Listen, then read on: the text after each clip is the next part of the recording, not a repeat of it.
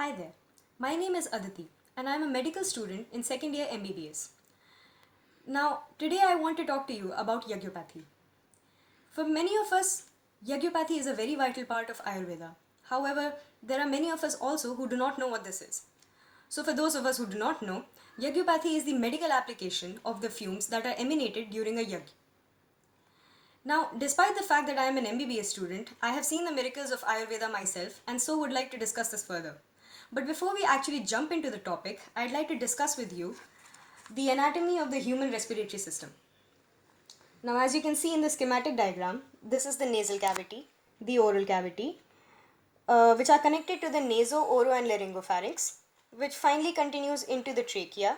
The trachea divides into the bronchi, and they enter into the lungs as terminal bronchioles, finally ending as alveoli, which are bag-like structures which are capable of inflating themselves. Now, what happens here is the air that you inhale from the atmosphere, it goes through your nose, into the trachea, into the bronchi, finally into the lungs, terminating into your alveoli where they expand like balloons. The alveoli, they are related to tiny capillaries that are one single cell thick. That is, it is easy for things to diffuse from one part to another. So the air that you have inhaled will go from your alveoli into the bloodstream carried by the capillaries. These capillaries will take this oxygenated blood into the systemic circulation and finally take it to rest of your organs.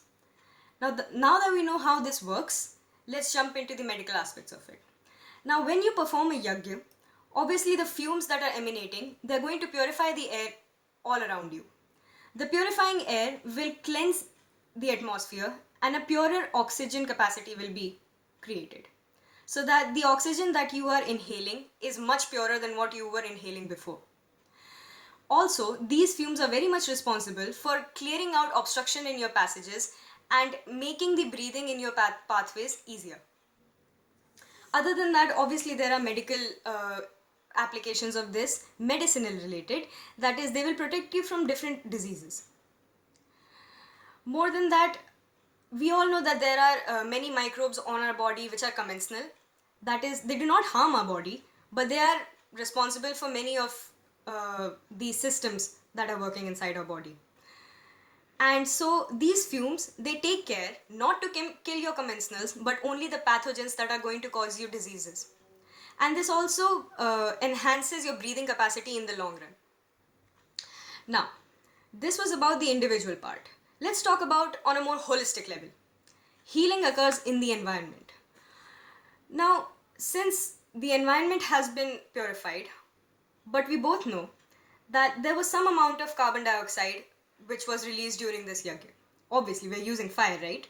So, combustion, even though it does not help us, it will help the plants outside. We all know that photosynthesis requires carbon dioxide as its raw product. Now, that raw ingredient, if it's present in a greater amount, it helps the plants to make food better in a greater quantity, survive longer. Moreover, that carbon dioxide is not ordinary. It's mixed with medicinal particles in it. So the plant that grows using that carbon dioxide will also be healthier. Let's move on to the next part of the chain. The plants that are growing, obviously they're not just growing, right? If they are healthier, they'll produce more oxygen. There will be more air for us to breathe. Purer air for that matter. Moreover, the animals outside that are dependent upon the plants, that is herbivores, they'll be eating healthier. So they'll be able to survive longer. Since they are healthier, all of us omnivores and carnivores that are eating animals will have a healthier food for us. Now, keeping all this in mind, obviously having a healthier food will lead to a healthier life, and so the integrity of the food web will also be maintained. This is how healing occurs on a holistic level. You didn't think that, did you?